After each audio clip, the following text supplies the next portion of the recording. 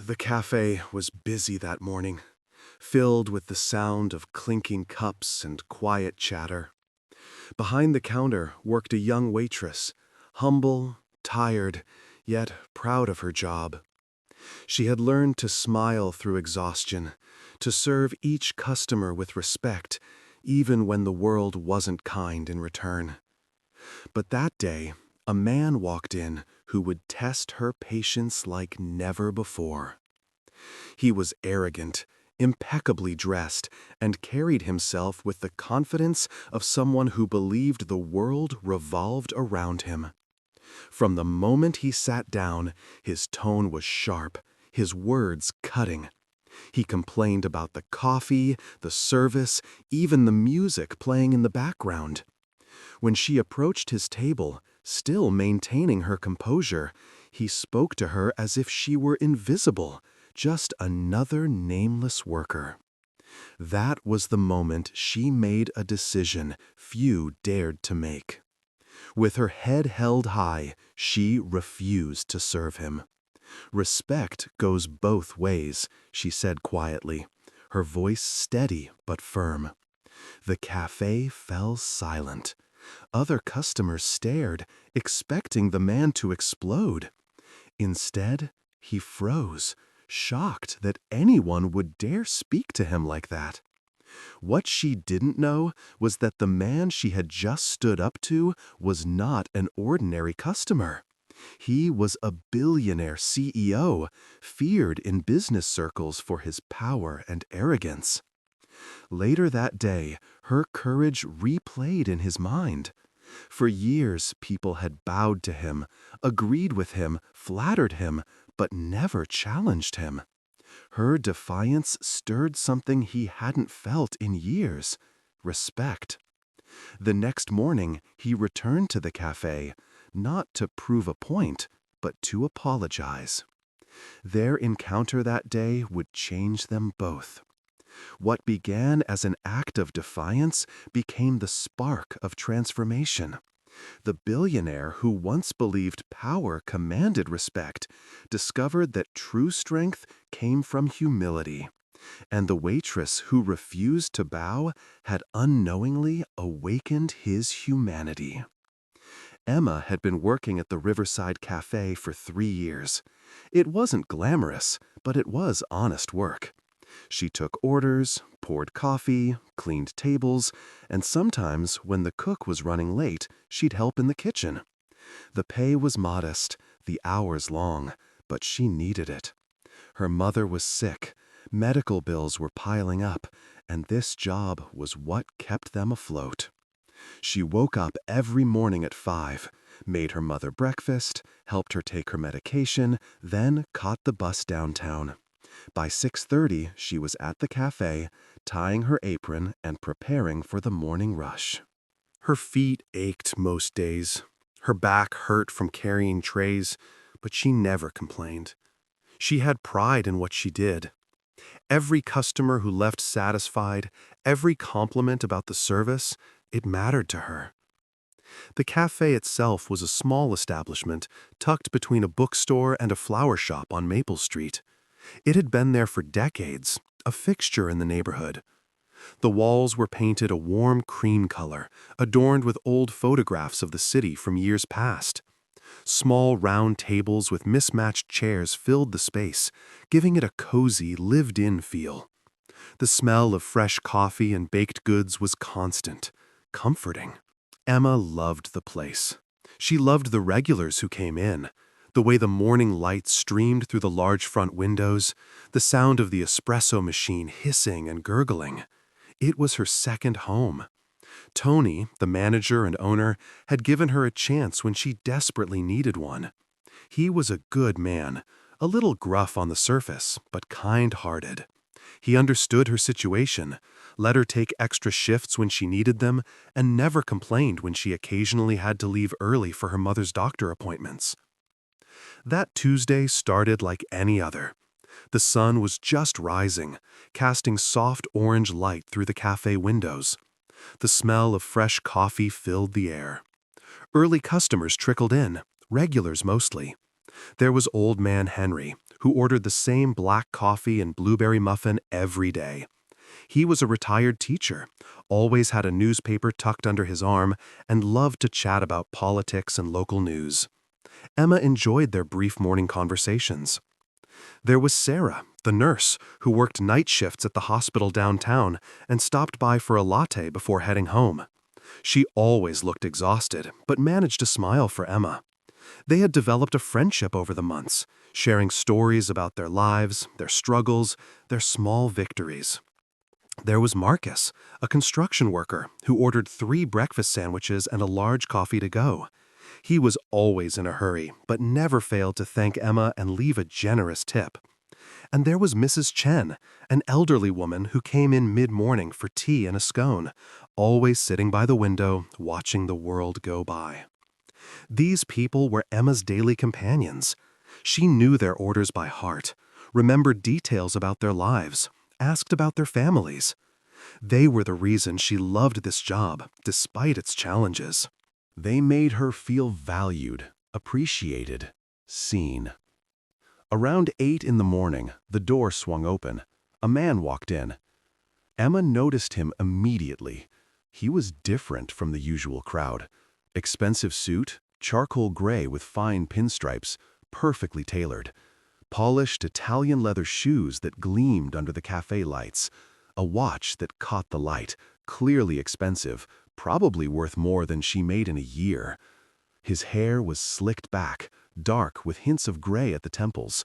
His posture was rigid, commanding. He didn't glance around the cafe like most people did, taking in the atmosphere, looking for a familiar face. He walked straight to a table by the window and sat down, placing his briefcase beside him with deliberate precision. Emma approached with her notepad and a smile, the same warm greeting she gave everyone. "Good morning, sir. What can I get for you today?" He didn't look up from his phone. "Espresso. Make it quick." She scribbled it down, maintaining her friendly tone. "Anything else? A pastry, maybe. We have fresh croissants this morning." "No, just the espresso, and make sure it's hot." She nodded, though he didn't see it. "Of course, sir. I'll have that right out for you." She walked back to the counter, a slight frown creasing her forehead. Something about his tone rubbed her the wrong way, but she brushed it off. Some people were just like that in the mornings, stressed, preoccupied, not fully awake yet. She had learned not to take it personally. She made the espresso herself, carefully, ensuring it was perfect. She watched the dark liquid stream into the small white cup, checked the crema on top, made sure the temperature was just right. She placed it on a saucer with a small spoon and a biscotti on the side, a little touch the cafe provided for espresso orders. She brought it to his table and placed it gently in front of him. "Here you go, sir. Enjoy." He picked up the cup without acknowledging her, took a sip, and immediately set it down with a scowl. His face contorted in displeasure. "This is cold." Emma blinked, taken aback. "Sir, I just made it. It's fresh." "I don't care what you did. It's cold. Take it back and bring me a new one." She reached for the cup, touched the side of it. It was warm, almost hot to the touch. She could feel the heat through the porcelain. "Sir, I assure you it's not cold. It's actually quite hot." "Are you arguing with me?" "No, sir. I'm just saying it's fresh from the machine." "But if you'd like, I can make another one for you. Absolutely no problem." He leaned back in his chair, his eyes cold and appraising, looking at her as if she were an insect that had crawled onto his table. "I don't have time for incompetence. Just do your job properly." Emma's jaw tightened, but she maintained her composure. She took the cup and went back to the counter. Tony was arranging pastries in the display case and noticed her expression. "Everything okay?" "Just a difficult customer," she said quietly, not wanting to make a scene. She made another espresso, this time even hotter, careful to bring it to him as quickly as possible so it wouldn't lose any heat. She brought it to his table and set it down. "Here you are, sir, freshly made." He took a sip, held the liquid in his mouth for a moment, then swallowed. His expression didn't change. Still not right. What kind of place is this? Other customers were starting to notice now. The cafe had filled up more, the morning rush in full swing, and conversations were beginning to pause as people tuned in to the exchange. Emma felt her cheeks flush, a mix of embarrassment and rising frustration. "Sir, if you could tell me specifically what's wrong with it, I'd be happy to fix it. Is it too bitter? Not strong enough?" "What's wrong is that I'm surrounded by mediocrity. The coffee, the service, even this dreadful music." He gestured dismissively at the soft jazz playing in the background, a playlist Tony had carefully curated over years. Who picks this garbage? Emma stood there, holding the tray, her hands beginning to tremble slightly. She had dealt with difficult customers before. There had been people who were impatient, people who were particular about their orders, people who were having bad days and took it out on service workers. But something about this man's arrogance, his complete and utter disregard for her as a person, his assumption that his money gave him the right to treat her like dirt, cut deeper than usual. She thought about her mother at home, waiting for her to come back after her shift. She thought about the bills on the kitchen table, the medication that cost more than their rent. She thought about how hard she worked, how much pride she took in her job, how she treated every customer with respect, regardless of who they were. And she thought about the fact that she was a human being, deserving of basic decency. "Sir, if you're not satisfied, perhaps you'd prefer to go somewhere else." The words came out calm but firm, quieter than she expected, but clear enough that nearby tables heard them. The cafe seemed to hold its breath. Conversation stopped mid-sentence. Even the espresso machine seemed to pause its hissing. He looked up at her then, slowly, as if he couldn't believe what he had just heard. His eyes met hers for the first time since he had walked in. "Excuse me? What did you just say?" "I said," she repeated, her voice steady despite her racing heart, "perhaps you'd prefer to go somewhere else. I've tried my best to accommodate you, but you've been disrespectful since the moment you sat down. I won't serve someone who treats me like I'm nothing." The silence deepened. You could hear the ticking of the old clock on the wall, the distant sound of traffic outside. Every eye in the cafe was on them now. Old man Henry had lowered his newspaper. Sarah, the nurse, had stopped stirring her latte. Marcus, who had been about to leave, paused at the door. Even Tony had emerged from the back, sensing something significant was happening. The man stared at her, disbelief flickering across his face, followed by something else. Anger? Shock? It was hard to tell. His jaw clenched. "Do you know who I am?" "No, sir, and honestly, it doesn't matter. Respect goes both ways. You might be used to people bowing to you, but I won't. Not when you treat me with such disrespect." For a moment, he said nothing. He just stared at her, his expression unreadable, a muscle in his jaw twitching. The silence stretched out, uncomfortable, tense. Emma's heart was pounding so hard she thought everyone could hear it. Part of her expected him to explode, to demand to see the manager, to threaten her job. But another part of her, the part that had spoken up, felt strangely calm, almost peaceful. Finally, he stood up, slowly, deliberately. He picked up his briefcase, adjusted his suit jacket, and looked at her one more time. His voice, when he spoke, was low and controlled.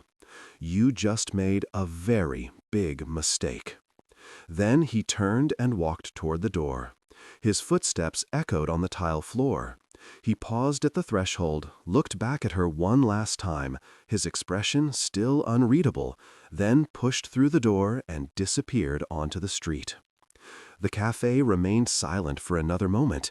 Then, slowly, gradually, sound returned. Someone cleared their throat. A cup clinked against a saucer. Old man Henry folded his newspaper and raised his coffee cup in a small salute toward Emma. "Good for you," he said, loud enough for others to hear. "About time someone stood up to people like that." Sarah smiled and gave her a thumbs up. Marcus grinned and nodded before heading out. Even Mrs. Chen, usually quiet and reserved, gave Emma a small approving nod. Tony approached, his expression a mix of concern and something that might have been pride. "Emma, what happened?" Emma explained, her voice still a little shaky now that the adrenaline was fading. Tony listened, rubbing his chin thoughtfully. When she finished, he sighed and ran a hand through his thinning hair. "Emma, you know I support you, but refusing customers, it's not something we can make a habit of." "I know, Tony, I'm sorry, but he was so disrespectful. I tried everything. I wasn't rude to him. I just stood my ground." Tony looked at her for a long moment, his eyes searching her face. Then he nodded slowly. "I trust your judgment. You've been here 3 years and never caused a problem. If you say he was out of line, I believe you. But be careful. Guys like that, they have power. They don't forget." Emma nodded, feeling a strange mix of fear and relief washing over her. "I understand." Tony patted her shoulder. "Get back to work. We've got a busy morning ahead." She did. She served the rest of the customers, took orders, poured coffee, cleared tables. But her mind kept returning to the encounter. The way he had looked at her, the words he had said. "You just made a very big mistake." What did that mean? Would he try to get her fired? Would he come back with lawyers or threats? She didn't know. But despite the uncertainty, despite the fear gnawing at the edges of her consciousness, she didn't regret what she had done. Not for a second. The rest of the morning passed in a blur. The lunch crowd came and went. By mid-afternoon, the cafe had quieted down. Emma was wiping down tables when Tony called her into the small office at the back. He gestured for her to sit down. "Emma, I need to tell you something. That man who was here this morning, I looked him up. His name is Daniel Cross." The name didn't mean anything to her. "Okay." "He's the CEO of Cross Enterprises, one of the biggest tech companies in the country. He's worth billions." Emma felt her stomach drop. "Oh. Yeah. Oh." Tony leaned back in his chair. "Look, I'm not saying you did anything wrong. You didn't. But this guy, he has a reputation. He's known for being ruthless in business. If he wanted to cause problems for us, he could." "Are you firing me?" "No. God, no. I'm just warning you. If anything happens, any threats, any weird calls, you let me know immediately. We'll handle it together." Emma nodded, feeling a cold knot of anxiety forming in her chest. "Thank you, Tony." She finished her shift, the weight of Tony's words heavy on her shoulders. She took the bus home, the city passing by outside the window in a blur of buildings and people. When she got home, her mother was sitting in her usual chair by the window, reading a book. She looked up when Emma entered, smiling. "How was work, sweetheart?" Emma forced a smile. "It was fine, Mom. Just a busy day." She didn't mention what had happened. There was no point worrying her mother, who already had enough to deal with. Instead, she made dinner, helped her mother with her evening medication, and tried to act normal. But that night, as she lay in bed, she replayed the encounter over and over in her mind. The look on his face when she refused to serve him. The silence in the cafe.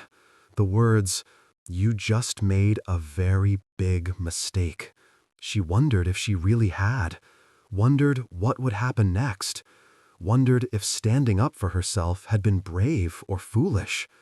But then she thought about her mother, about the bills, about the years of working hard and being treated with disrespect by people who thought their money made them better than her. And she realized that, regardless of what happened, she had done the right thing.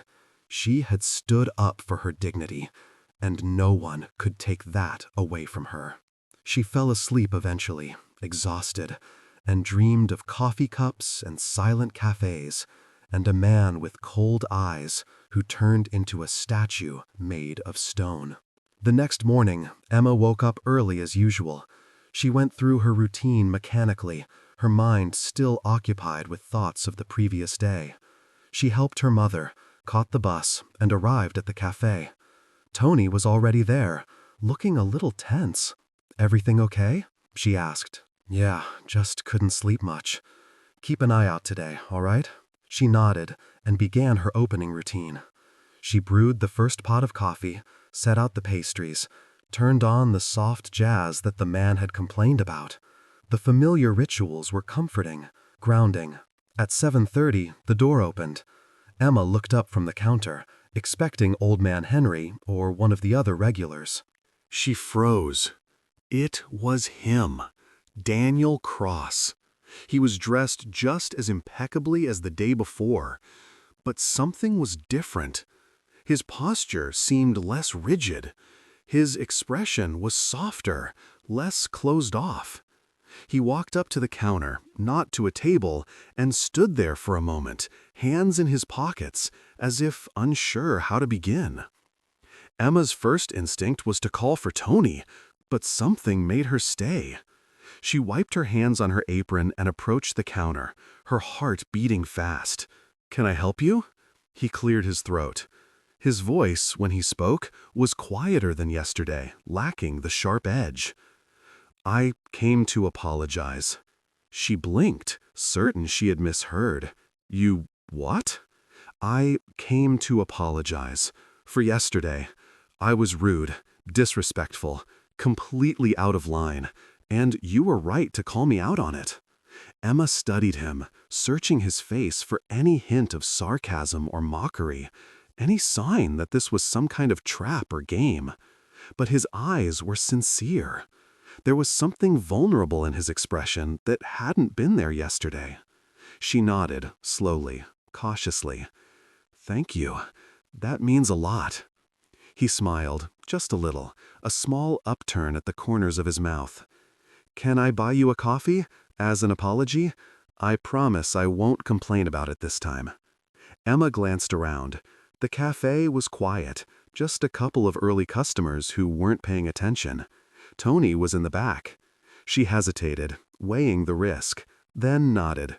"Sure, but I'm still working, so it'll have to be quick." "Of course." He ordered 2 coffees, paid, and they sat at a corner table, the same one where yesterday's confrontation had unfolded. For a few moments, neither spoke. The silence was less tense than yesterday, but still awkward. Emma sipped her coffee, waiting for him to explain himself. Finally, he spoke. "My name is Daniel. Daniel Cross." "I know. My manager looked you up." He nodded, not surprised. "Then you know I'm not used to being told no." "I gathered that." He looked down at his coffee. "I want you to know, Emma, that what you did yesterday, it wasn't easy. Most people don't stand up to me. They just smile and take whatever I dish out. They agree with me, even when I'm wrong. They laugh at my jokes, even when they're not funny. They never challenge me. Why is that? Because I'm rich, powerful. People think that means I deserve special treatment. And for a long time, I believed it too. I believed that success gave me the right to demand perfection from everyone around me, that my time was more valuable than theirs, that they should be grateful I even acknowledged them." Emma listened, her initial wariness beginning to soften slightly. "So, what changed?" He looked up at her, his eyes meeting hers. "You did. You reminded me that respect isn't something you buy or demand. It's something you earn. And I haven't been earning it. I've been taking it for granted. Worse, I've been taking people for granted." Emma said nothing for a moment, processing his words. "We all have bad days," she finally said. He shook his head. "This wasn't just a bad day, Emma. This is who I've become. And I don't like it. I haven't liked it for a long time, but I've been too caught up in my own world to notice, too surrounded by people who tell me what I want to hear rather than what I need to hear." They talked for another 20 minutes. Daniel told her about his life, the pressure, the constant need to be in control, the way success had isolated him. He had built a company from nothing, worked 18-hour days for years, sacrificed relationships and friendships for his ambition, and now, at the top, he realized he was alone, surrounded by employees who feared him, business partners who wanted something from him, and sycophants who fed his ego but never told him the truth. Emma listened, not with judgment, but with genuine curiosity and empathy. She told him about her life too, about her mother's illness, the medical bills, the long hours at the cafe, about her dream of one day going back to school, getting a degree in social work, helping people who were struggling like she was, about how hard it was to maintain dignity and pride when the world seemed designed to strip both away from people like her. For the first time in years, Daniel felt like someone was actually seeing him, not his money, not his power, not the image he projected to the world, but him, the person underneath all of that, the man who had once been idealistic and passionate, before ambition had hardened him into something cold and distant.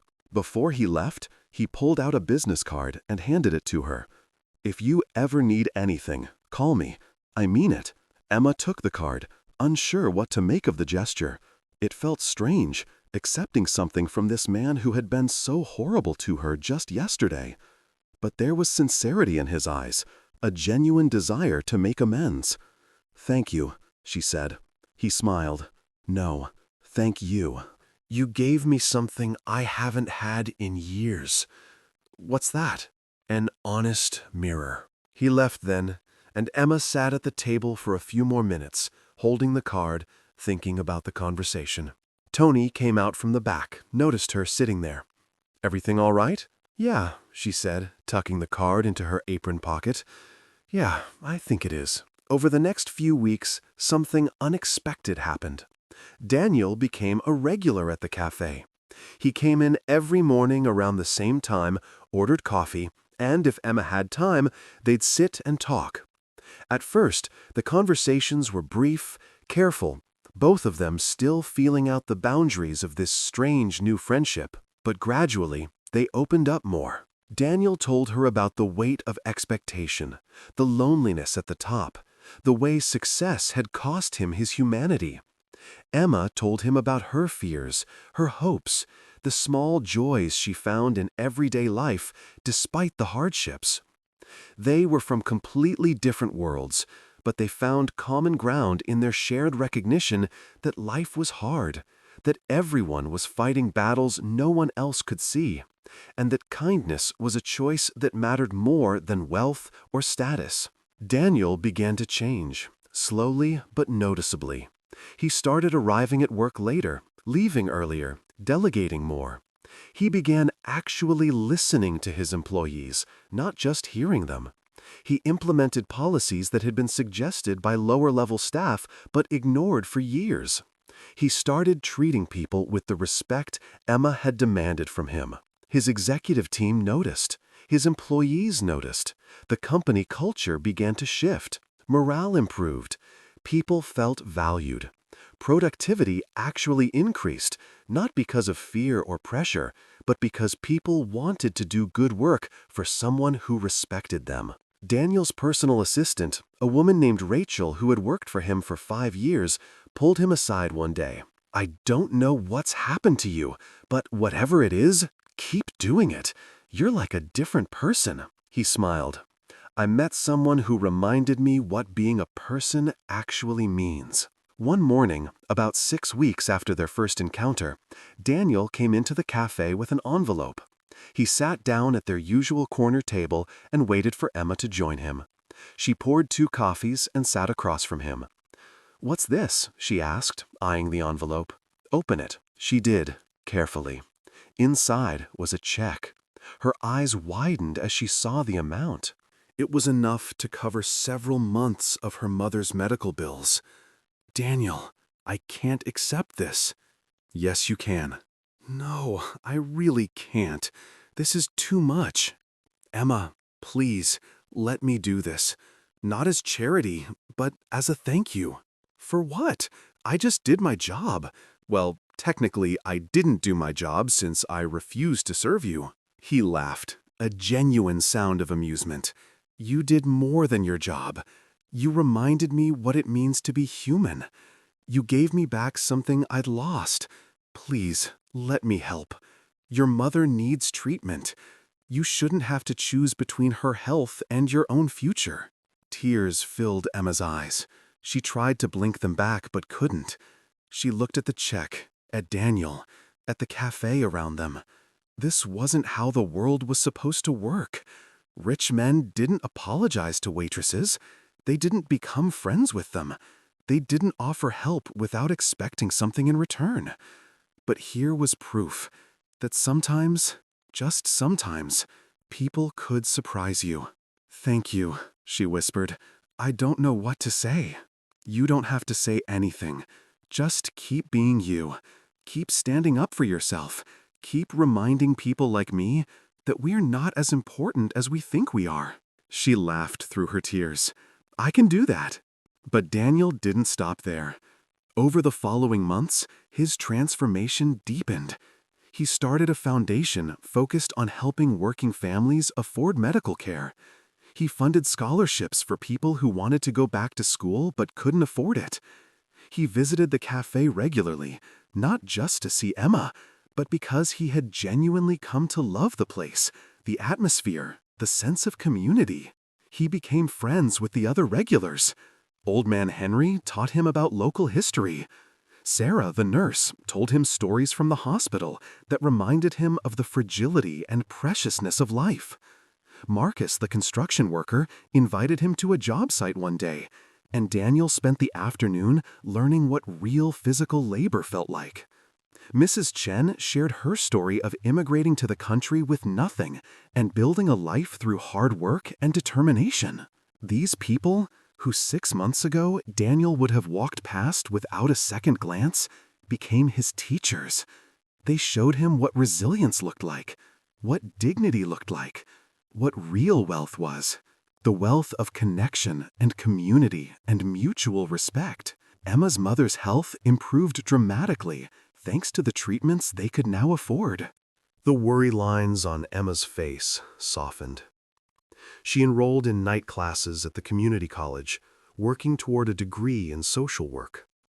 She still worked at the cafe, unwilling to leave the place and people she loved. But now she had hope for the future, a path forward. Daniel and Emma's friendship deepened. They had long conversations about life, about purpose, about what it meant to live well. Daniel confessed that for years he had equated success with worth, believing that the size of his bank account reflected his value as a human being. Emma helped him see that worth came from how you treated people, from the impact you had on their lives, from the kindness you showed even when no one was watching. And Emma, in turn, learned from Daniel. She had always been proud, perhaps too proud to ask for help when she needed it. Daniel taught her that accepting help wasn't weakness, that community meant both giving and receiving, that sometimes the greatest gift you could give someone was letting them help you. One evening, after the cafe had closed, they sat together at the corner table where their story had begun. The street lights outside cast a soft glow through the windows. Tony had gone home, trusting Emma to lock up. It was quiet, peaceful. Daniel looked at her, his expression thoughtful. "You know, I've been thinking about something." "What's that?" "About how one moment can change everything. If you hadn't refused to serve me that day, if you had just smiled and taken my abuse like everyone else does, I'd still be the same arrogant jerk I was. I'd still be miserable, even if I didn't know it. I'd still be alone, even though I was surrounded by people. Emma smiled softly. I think you would have figured it out eventually. Something would have made you see. He shook his head. I don't think so. I was too far gone. I needed someone to hold up a mirror. And you did. You risked your job, maybe even your safety, to tell me the truth. That took incredible courage. She reached across the table and squeezed his hand. We all need that sometimes. Someone brave enough to tell us the truth. They sat in comfortable silence for a while, two people from completely different worlds who had found in each other something rare and precious, a genuine connection, a real friendship, built not on what they could gain from each other, but on mutual respect and understanding. I've decided something, Daniel said eventually. What? I'm stepping down as CEO. Emma's eyes widened. What? Why? Because I don't want that life anymore. I've spent 20 years building a company, and I'm proud of what we've accomplished. But I want to do something different now, something that matters in a different way. What will you do? Focus on the foundation, on helping people. I want to use my resources, my connections, everything I've built to make a real difference. Not just donations and press releases, but actual change. Emma felt a swell of emotion. That's wonderful, Daniel. And I was hoping you might want to be involved. Once you finish your degree, I mean. The foundation needs people who understand what it's like to struggle, people who have compassion and perspective. People like you. She felt tears prick her eyes again. I'd be honored. The months turned into years. Daniel stepped down from his position as CEO, installing a successor he had been mentoring, someone who shared his new values of respect and humanity in business. He threw himself into philanthropic work, using his wealth and influence to address issues he had once ignored: healthcare access, education, workers' rights. He funded research, supported grassroots organizations, and most importantly, he listened to the people he was trying to help. Emma finished her degree and joined Daniel's foundation as a program director. She designed initiatives to help working families, drawing on her own experiences to create truly effective support systems. She never forgot where she came from, never lost touch with the reality of struggle and hardship. And that perspective made her invaluable. Together, they created something meaningful. The foundation grew, touching thousands of lives. They funded medical treatments, paid for education, supported small businesses, helped families stay in their homes. And they did it all with dignity, treating the people they helped as equals, not charity cases. The Riverside Cafe remained a constant in both their lives.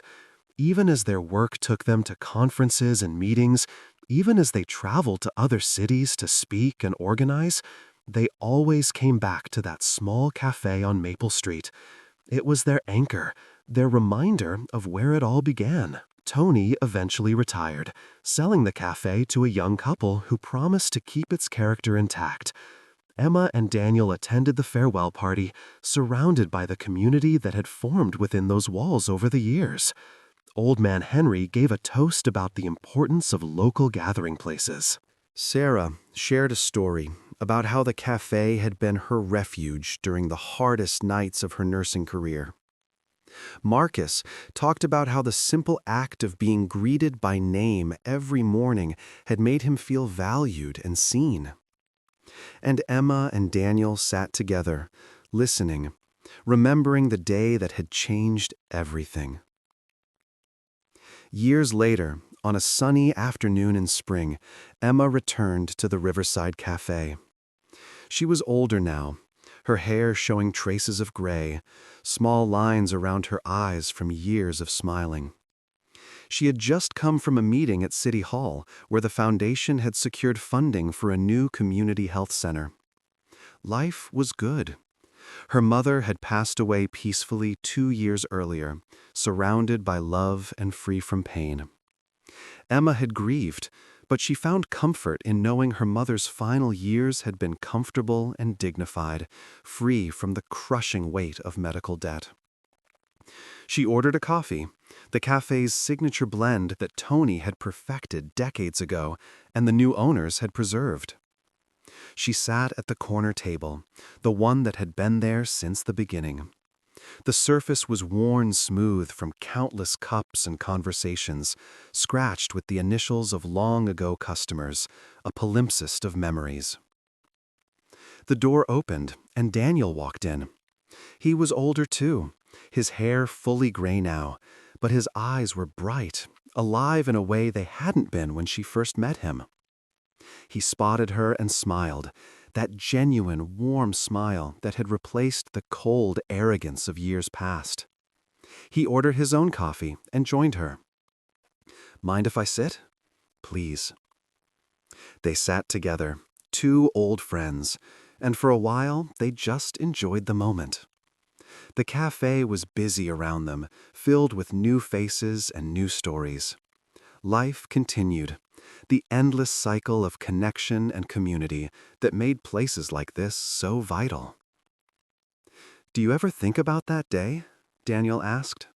Emma smiled. "All the time." "Me too. Best mistake I ever made." She laughed. "You mean the best lesson you ever learned?" He raised his coffee cup. "To lessons learned." She raised hers. "To standing up for yourself, to dignity, to respect, to friendship," he added. They clinked cups gently and drank, and in that simple gesture was a world of meaning. A reminder that kindness and courage can change lives, that one person, in one moment, can make all the difference in the world. That transformation is always possible, no matter how lost someone might seem. And as they sat there, surrounded by the hum of life, the clinking of cups, the murmur of conversation, they both knew something profound. The world was a little bit better because they had found each other. Not as billionaire and waitress, not as CEO and employee, but as two human beings who had reminded each other what it truly means to live with dignity and grace. The afternoon light shifted, casting long golden rays through the windows. Emma and Daniel finished their coffee and prepared to leave. They had work to do, people to help, lives to touch. But they would be back tomorrow and the day after that, because some places become part of your soul. Some moments echo forever, and some friendships, forged in the fire of courage and humility, last a lifetime. Emma stood and put on her jacket. Daniel gathered his things. They walked to the door together, paused at the threshold, and looked back at the cafe one more time. The place where everything had changed. The place where a waitress had refused to bow, and a billionaire had learned to be human again. "Thank you," Daniel said quietly. "For what?" "For not giving up on me. For seeing something in me worth saving." Emma smiled. "You saved yourself, Daniel. I just held up the mirror." They stepped out onto the street, into the warmth of the afternoon, into the flow of the city around them. People hurried past, each absorbed in their own lives, their own struggles and triumphs. Emma and Daniel walked together toward the corner where they would part ways, Daniel heading to the foundation offices and Emma to a meeting with a family the foundation was helping. Before they separated, Emma turned to him. "You know what I realized the other day?" "What's that?" "That moment in the cafe, when I refused to serve you, I was terrified. My hands were shaking. I thought I might lose my job, that you might make my life difficult. But I did it anyway, because something inside me said that my dignity was worth more than my fear." Daniel nodded slowly. "And that's the thing most people never learn. That standing up for yourself, even when you're afraid, especially when you're afraid, that's when you discover who you really are." She smiled.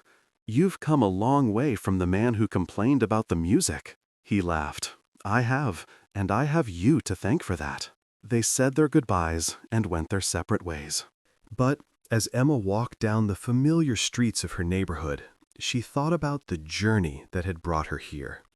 From a struggling waitress, barely making ends meet, to a program director at one of the most respected foundations in the city. From someone who felt invisible to someone whose voice mattered, whose opinions were sought, whose experience was valued. And it had all started with one word: no. Such a simple word, but so powerful when spoken with conviction. No, I will not accept disrespect. No, I will not let you treat me as less than human. No, I will not bow just because you expect me to.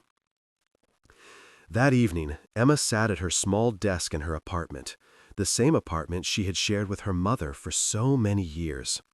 She had kept it even after her mother passed, unable to let go of the memories contained within these walls. She opened her laptop and began writing. It was something she had been thinking about for months, a memoir of sorts, telling her story and the lessons she had learned.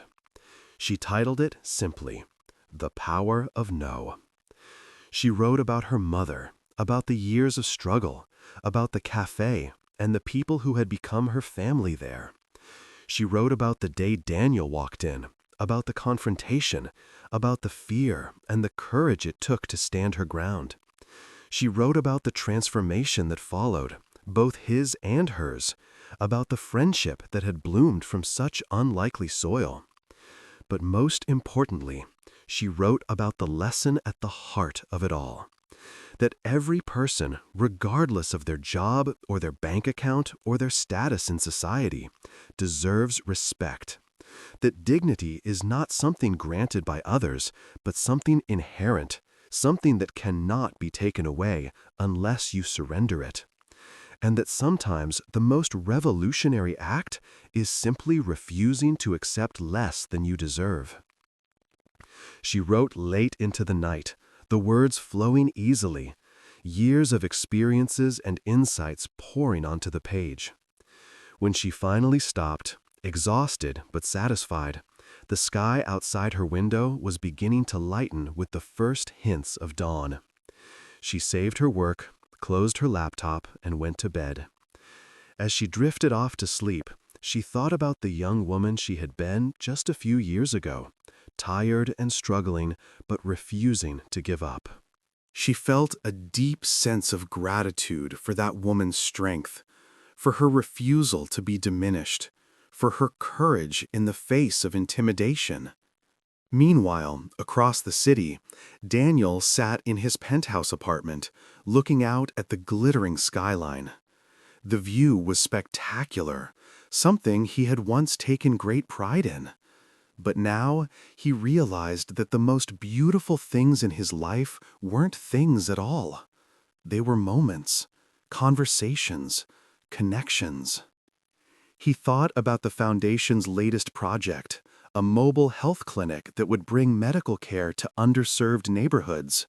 It was Emma's idea, born from her own experience of watching her mother struggle to get to appointments when she was too sick to travel. The clinic would launch next month, and Daniel knew it would change lives. He thought about the scholarship program they had created, which had already helped hundreds of people go back to school, pursue their dreams, build better futures. He thought about the small business grants, the housing assistance programs, the mental health services. Each initiative was making a real difference, touching real lives. And he thought about how close he had come to missing all of this. If Emma hadn't stood up to him that day, if she had simply accepted his abuse and brought him another coffee, he would still be that cold, arrogant man.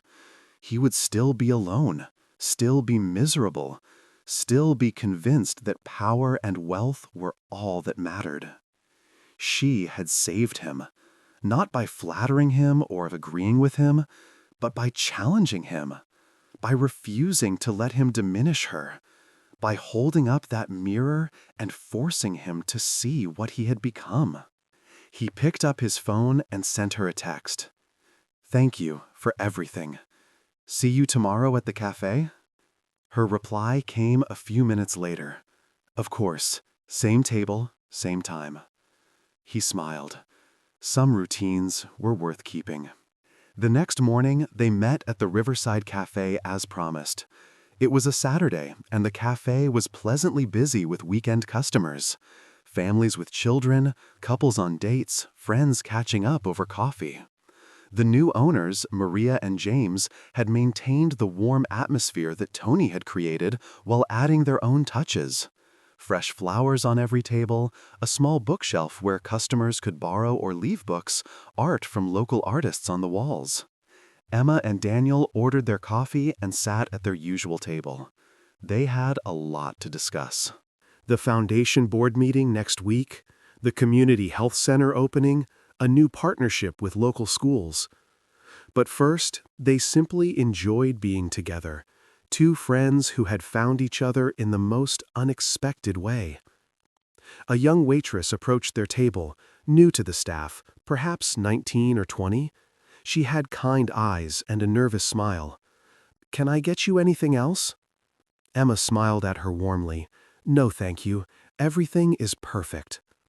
The girl nodded and turned to leave, but Emma called her back. "What's your name?" "Oh, I'm Sophie."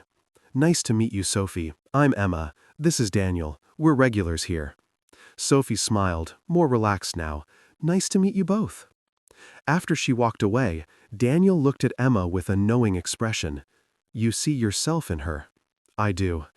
She's working hard, trying to make a good impression, probably worried about making mistakes. I remember that feeling so clearly." "You should talk to her sometime. Share your story. It might help."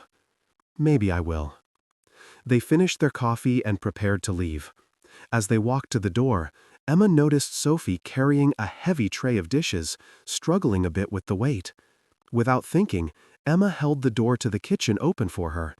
Sophie looked surprised and grateful. "Thank you so much." "Any time.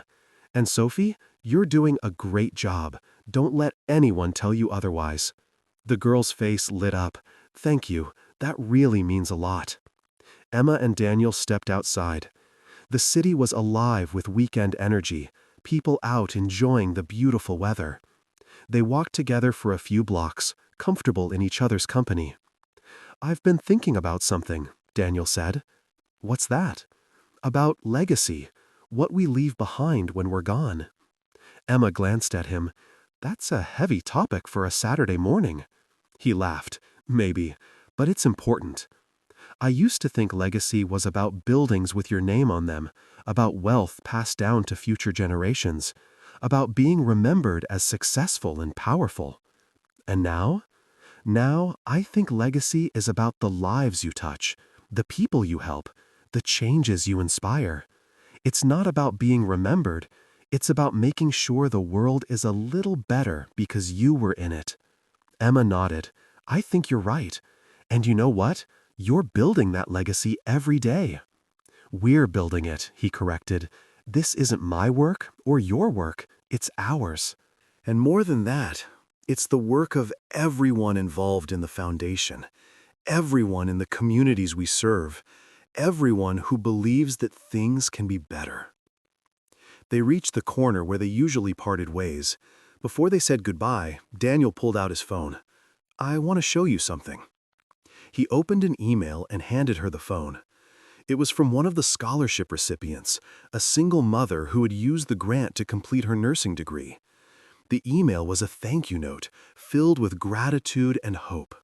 She described how the scholarship had changed not just her life, but her children's lives, how it had given them a future they never thought possible. Emma read it, tears forming in her eyes. "This is beautiful." We get emails like this every week, stories of transformation, of hope, of lives changed, and every single one reminds me why we do this work. Emma handed the phone back. "It's all worth it, isn't it? All the meetings, all the paperwork, all the bureaucracy. When you see the actual impact, it's all worth it. Every bit. They said their goodbyes and went their separate ways. Emma spent the afternoon at home, working on her memoir, the words flowing more easily now.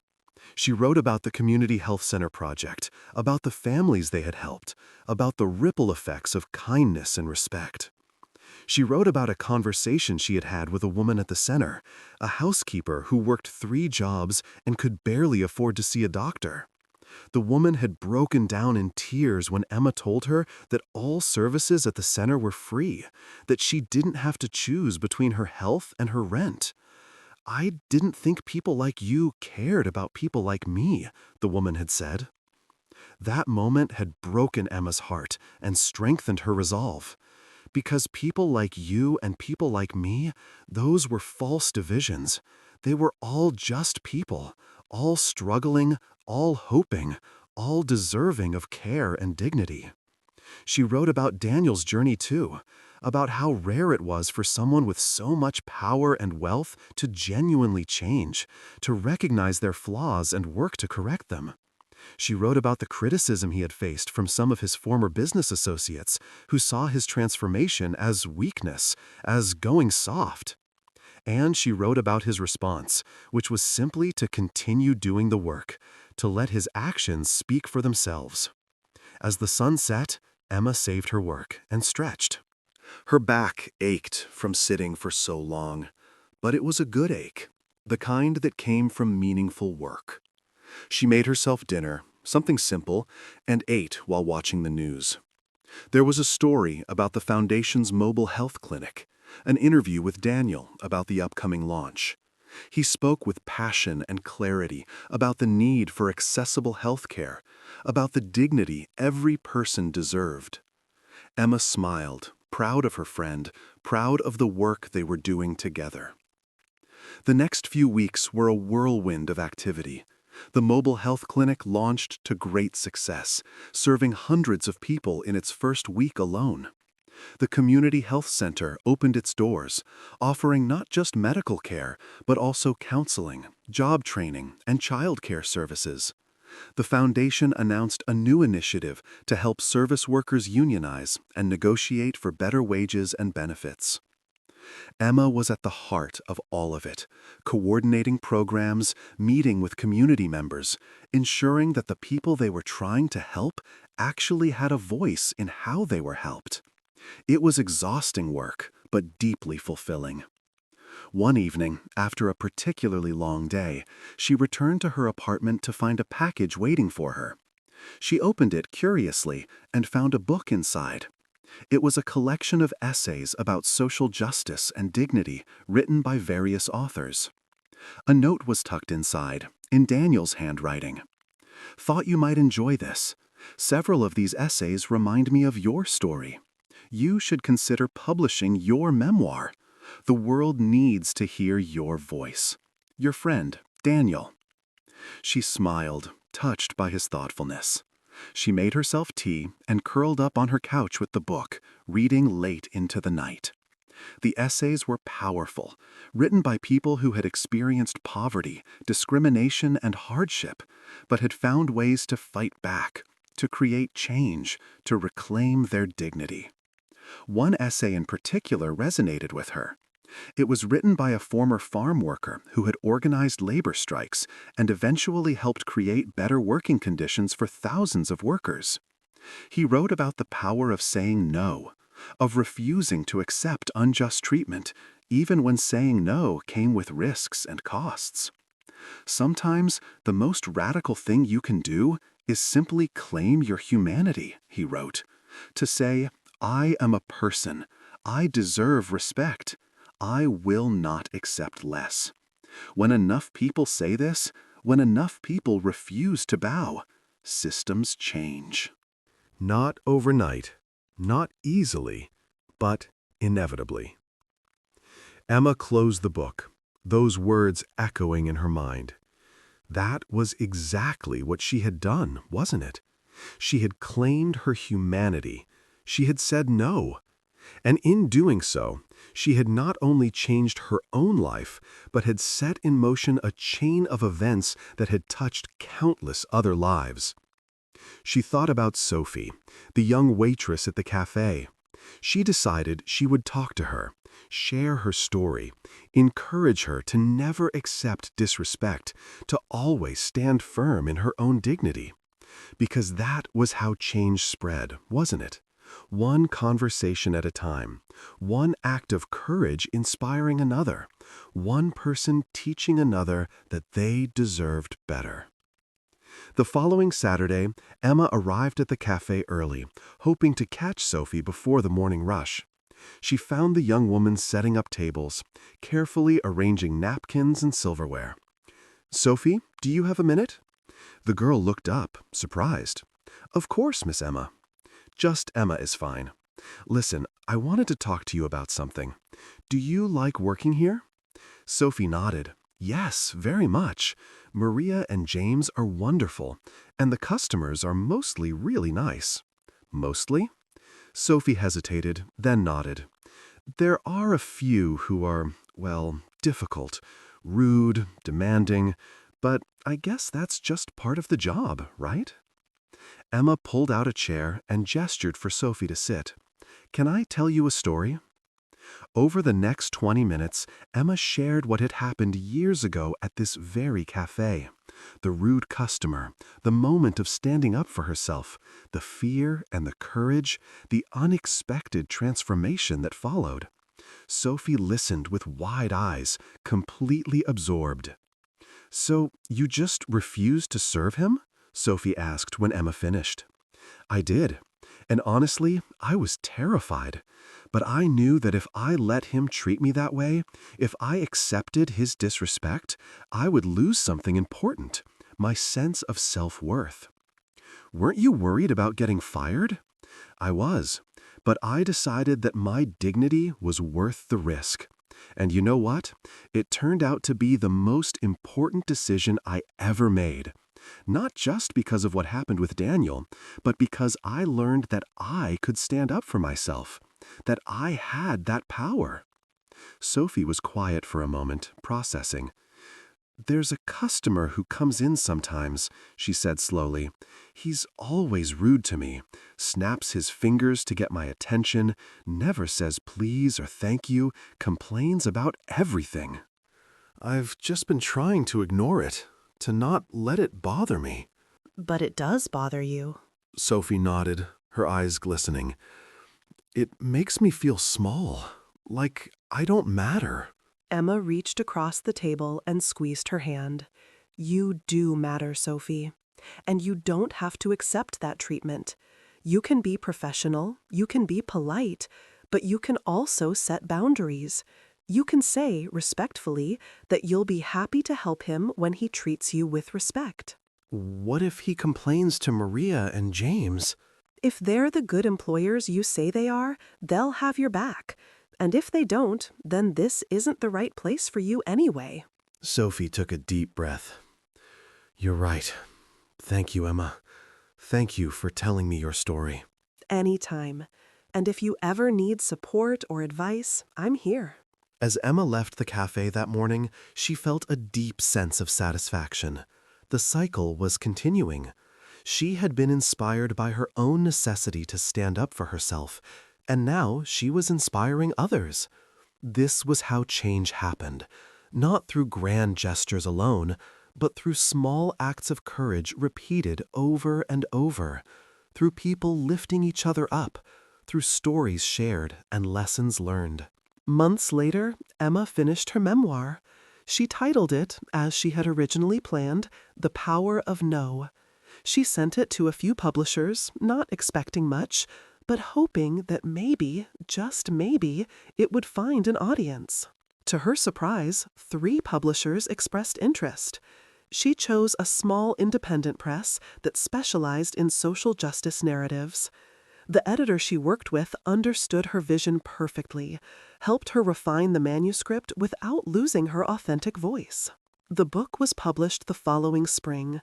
Emma held the first copy in her hands with a sense of wonder and accomplishment.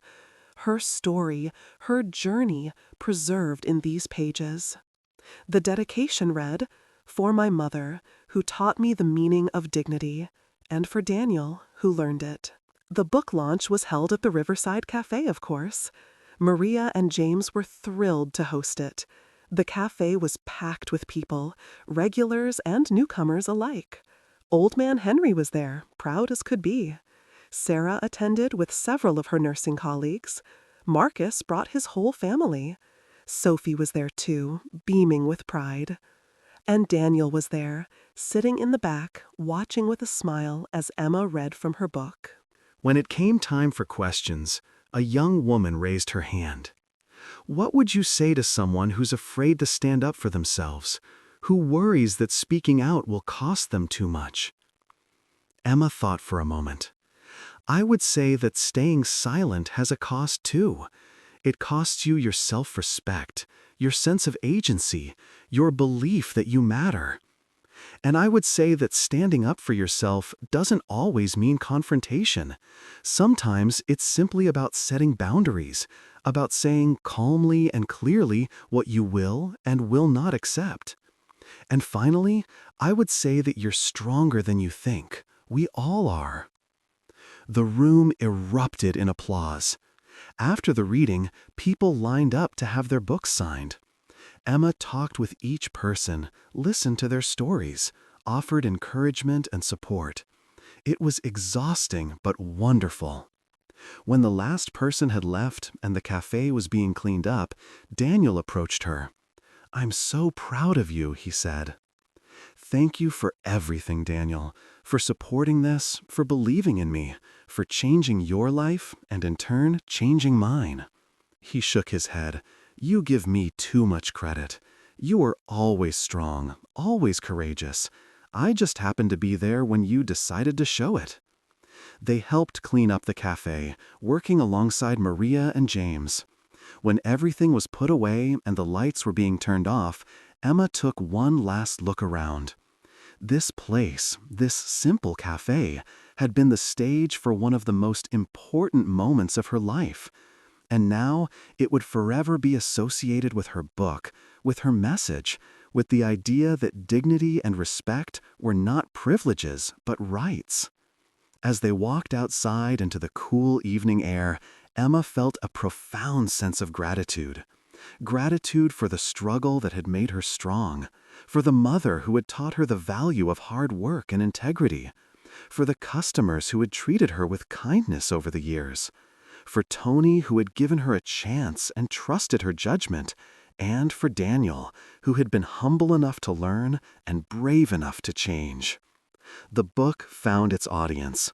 It wasn't a massive bestseller, but it sold steadily, reaching people who needed its message.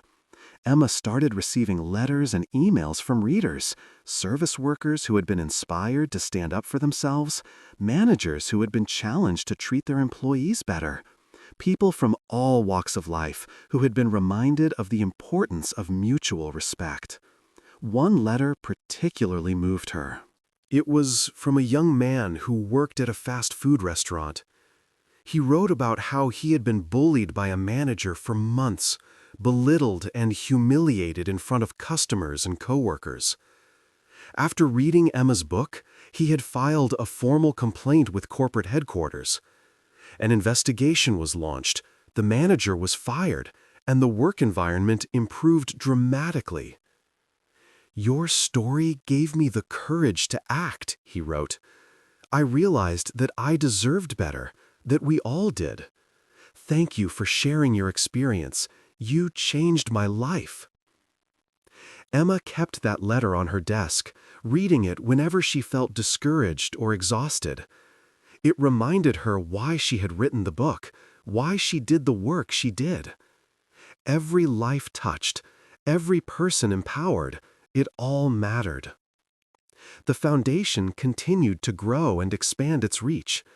Daniel stepped further back from the day-to-day operations, focusing instead on strategy and fundraising. Emma took on more responsibility, eventually becoming the executive director. She brought the same values to her leadership that she had learned behind the counter of the cafe: respect, listening, empowering others to use their voices. Under her guidance, the foundation became known not just for its financial support, but for its approach. Every program was developed in partnership with the communities it served. Every initiative included input from the people who would be affected by it.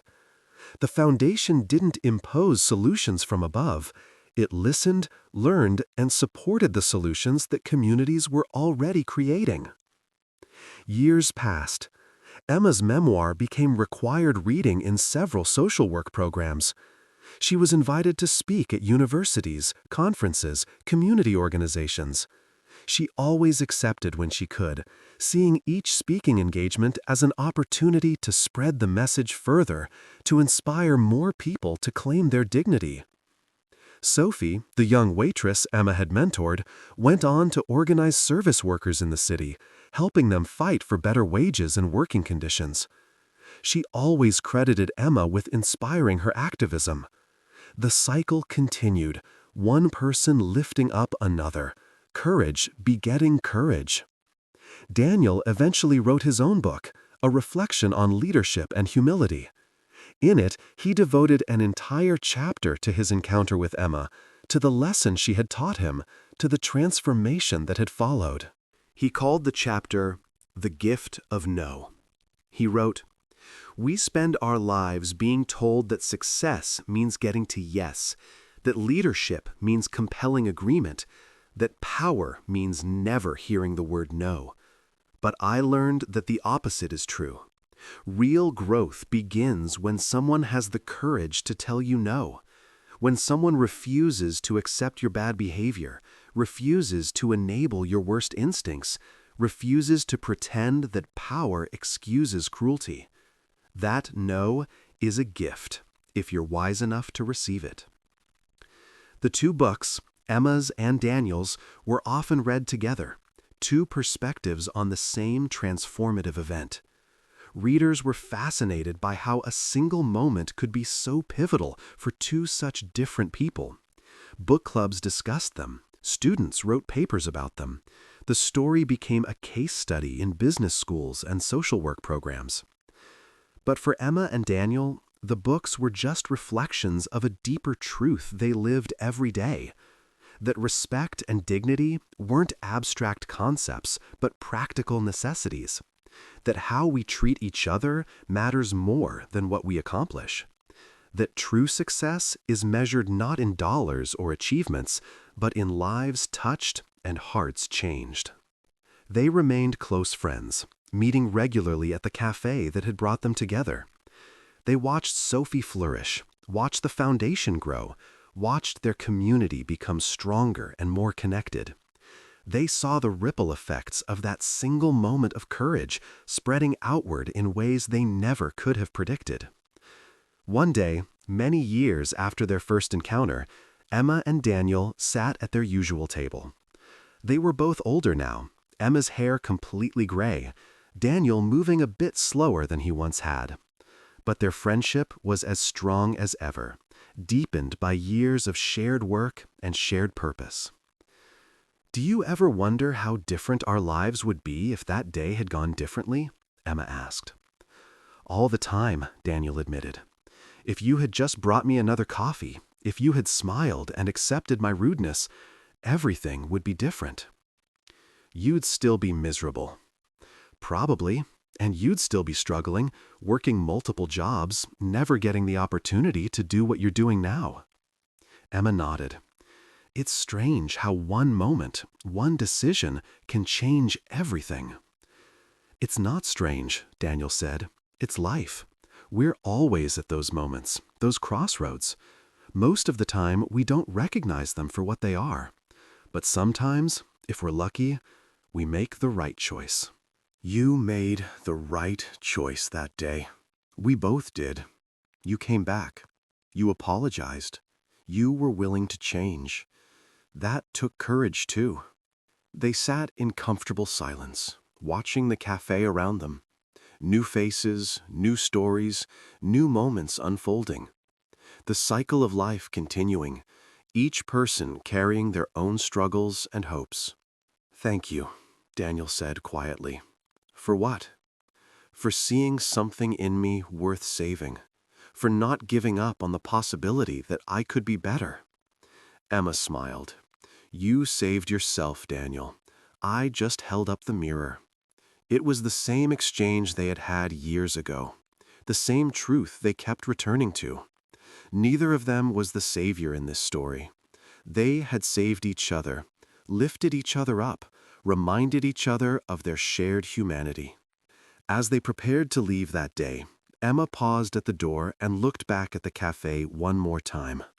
So much had happened here. So much had changed. And yet the cafe remained, a constant in a changing world, still serving coffee, still providing a place for people to gather and connect and be seen. She thought about all the Sophies out there, the young people just starting their journeys, facing their own challenges and moments of decision.